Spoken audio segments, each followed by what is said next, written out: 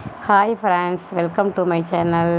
ரொம்ப நாளாகவே ஒரு ப்ரெஷர் பேன் வாங்கணுன்ட்டு நினச்சிட்டு இருந்தேன். ஏன்னா குக்கர் தான் நிறையா இருக்குது.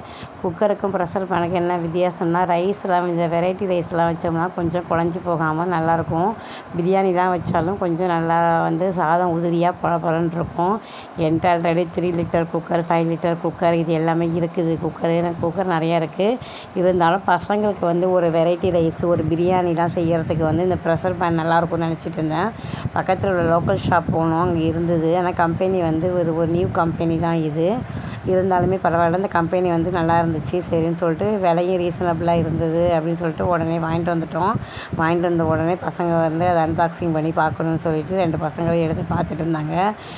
பாட்டம்லாம் நல்லா கனமாக இருந்ததுனால நம்ம பிரியாணிலாம் செஞ்சோம்னா அது நமக்கு ஒட்டாமல் உதிரியாக வரும். ஒரு 1/2 kg சிக்கன், ஒரு 1/2 kg ரைஸ், 1 kg வரைக்கும் வைக்கலாம். அந்தளவுக்கு கெப்பாசிட்டி இருந்துச்சு. ரொம்ப நாளாகவே நினச்சிட்டு இருந்தேன், இது வாங்கணும் ப்ரெஷர் பேன் அப்படின்னு நினச்சிட்டு இருந்தேன். இன்றைக்கி தான் வாங்க முடிஞ்சுது. இது ஒரு ஜெயம் அப்படிங்கிற லோக்கல் கம்பெனி தான். யூஸ் பண்ணி பார்த்துட்டு எப்படி இருக்குது அப்படிங்கிறத நான் சொல்கிறேன் உங்களுக்கு. மற்ற கம்பெனி ஐட்டமோடு கம்பேர் பண்ணும்போது இது எப்படி இருக்குதுன்னு தெரியல. என்கிட்ட உள்ளது எல்லாமே பார்த்திங்க அப்படின்னா பட்டர்ஃப்ளை, ப்ரெஸ்டீஜ் அந்த மாதிரி தான் நான் யூஸ் பண்ணியிருக்கேன். இது பிரியம் அப்படிங்கிற ஒரு கம்பெனி நல்லாயிருக்கும்னு அந்த லோக்கல் ஷாப்பில் சொன்னாங்க. வாரண்டி கேரண்டி கார்டும் கொடுத்துருக்காங்க. வீடியோ பிடிச்சிருந்தா லைக் பண்ணுங்கள், சப்ஸ்கிரைப் பண்ணுங்கள்.